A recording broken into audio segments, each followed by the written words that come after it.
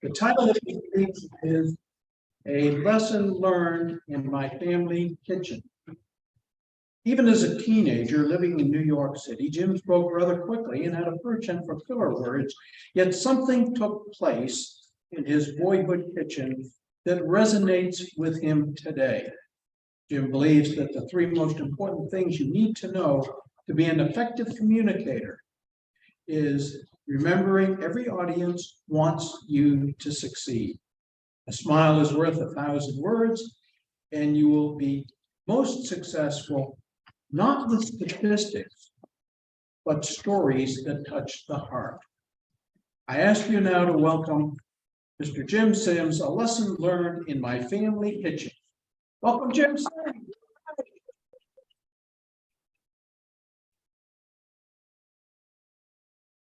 Follow me, right? Oh, but I can do it. You want me to go?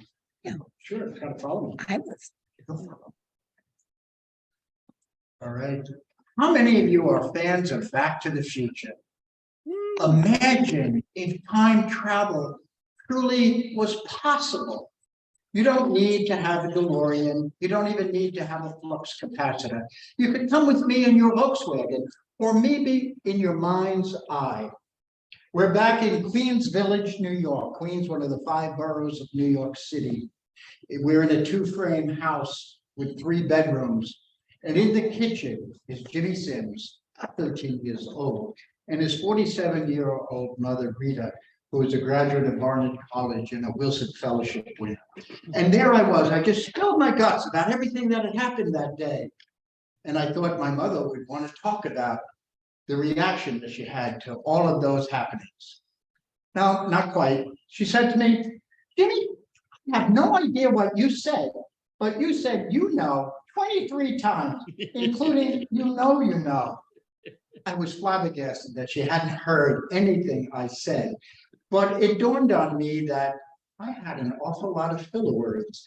You'd think I would have run out the door and joined Toastmasters the next day, but that didn't quite happen. How many of you are nervous when you're asked to speak in public? Or perhaps you were nervous before that day you joined Toastmasters. Maybe you were like Mono. Mono said that when he had a table topics question, when he first joined about 5 years ago, he tended to hide under the desk because it was such a challenge. And yet he prevailed, and he is now probably one of our more accomplished speakers. Jerry Seinfeld said, people would rather be in the casket than delivering the eulogy. Public speaking is one of the world's most common fears, but it is something that we can certainly overcome. I should have joined Toastmasters when I first heard about it when I was 35 years old, but I waited 15 years, and in October of 1997, I joined Toastmasters. Some of you may have heard the Hindu legend that all men were like one time like gods. Anyone hear that? Maybe you might have heard me say it. I think it's a wonderful lesson. And it goes like this. The great god Brahma, realizing that man had misused the Godhead, decided to take it away from man and put it where he could never find it again. So he had a group of lesser gods come together to try to come up with a plan. The first god said, let's bury it in the deepest part of the earth. And the god Brahma realized that men would be searching for precious metals like gold and silver and could just stumble upon it. A second god suggested putting in the deepest recess of the ocean. Great god Brahma maybe seeing Jacques Cousteau and people going in submersibles like 7 miles down. He dismissed that idea. So they're running out of ideas when a third god said, let's put it on the highest mountain. And the great god Brahma thought Mount Everest, Edmund Hillary, being able to climb the highest peaks. There's even a song, Climbing the Highest Mountains. And finally, the god Ganesha, the god of wisdom, whispered into Brahma's ear. A knowing look came over his face as he said, yes, we'll put it there. We'll put it inside man himself because he'll never think to look there. And ever since, man has been climbing, digging, searching for that power that lies within. I feel very, very strongly in my life Toastmasters has been part of that power. And I invite you to make it part of your power as well. Share with you some of the ideas that I had last week given to the Safety Harbor Chamber of Commerce when they asked me, non-Toastmasters, to give them some ideas about this fear of public speaking. First is the audience does want to see you succeed. Now, there might be one or two people don't really like you, they're kind of jealous of you. They might want to see you fall flat on your face. But most of them, 99%, have been there. They've been asked to give a speech. Maybe they've been asked to speak extemporaneously at work. Maybe they just had a conference and they said, could you briefly speak about what your department is doing? And so all of a sudden they have a chance to speak in public. So the audience definitely wants to see you succeed. I can't remember if I cried when I heard about his widowed bride. That is from the song. Any rock and roll enthusiast, I think Stefan might be one of those, might know that that is from Don McLean's American Pie. And it is a rehearsal or a review of what happened in 1959 in a plane crash in Iowa. Three of the icons of rock and roll, Buddy Holly, the Big Bopper, Richie Valens, and a 2-year-old private pilot were killed in a plane crash in Iowa. And it was so dramatic, and they played such an important role at the outset of rock and roll that some people thought it was the death of rock and roll. I use that analogy. Take a little time travel again. We're going to time travel this time to September 13th, 2013.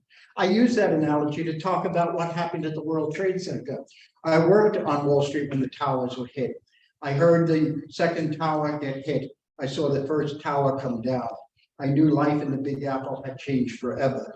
September 11th, 2013, I was asked to speak to the Pasco Aging Network about September 11th and what its meaning was. It was the first time I actually spoke about it. And if I weren't asked to speak, I wouldn't have learned about Wells Crowther.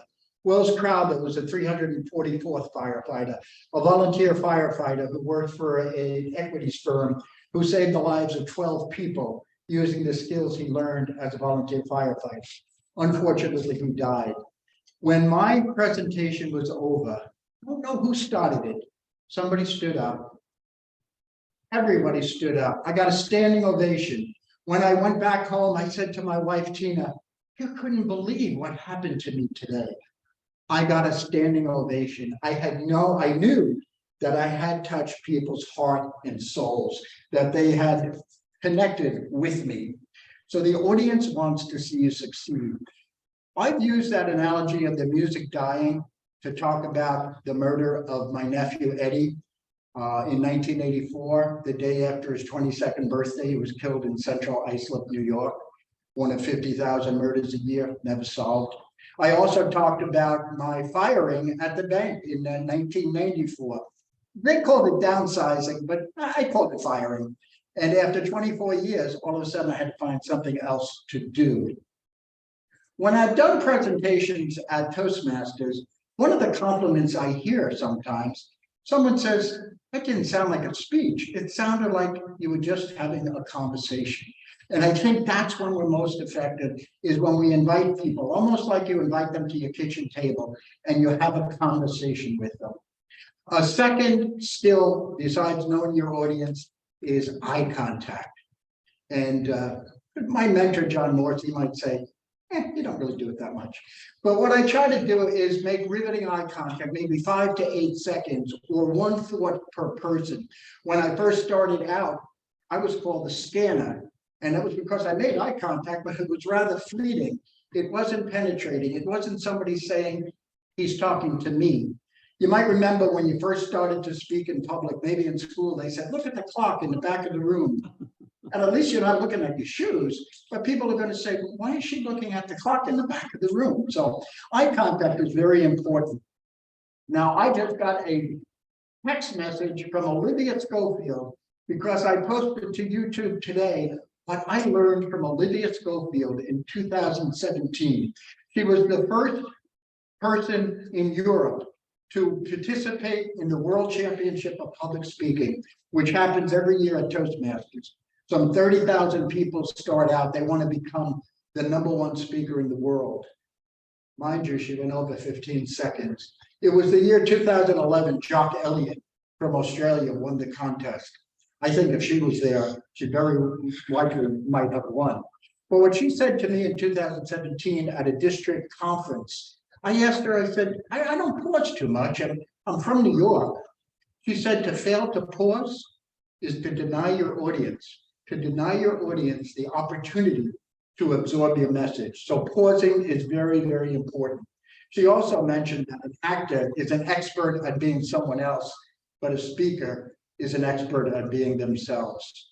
Another suggestion that I have that really works for me is don't memorize your speech, rehearse your ideas. When I was speaking at Mad Toastmasters in New York City, it was one of the clubs I first joined.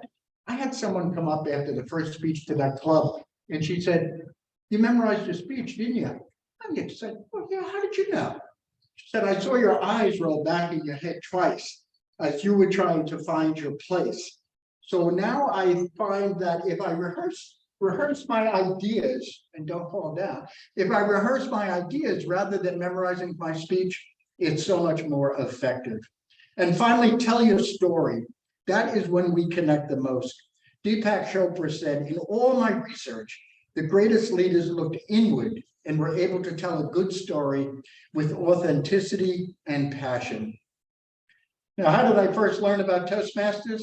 As I mentioned, I was 35 years old. I was a volunteer with the Red Cross. I was at a school in Queens, New York, talking about smoke detectors, make sure they're working because 25% of them are inoperable at any one time. If you have young kids at home, make sure you have a safety plan, a fire exit. So maybe you're at the front of the house rather than someone running back in when someone has gone out the back door. So those are kind of important things that I was sharing with them. And someone who was with me wasn't as knowledgeable about first aid. He's well-dressed, well-spoken. And I said to him afterwards, "How did you get to be so comfortable in front of an audience?" "Oh, I joined a Flushing Toastmasters 6 months ago." What a difference it made. As I told you, I think it's the power within. And when I retired in 2013, I had become personal friends with the CEO, George McGrill. I said, "George, looking back, did you hire me because of Toastmasters?" He said, "Absolutely. You gave me the impression you could articulate a message about a not so well-known nonprofit and do it effectively." So that was an aha moment in my kitchen in Queens, New York, back when I was just a teenager.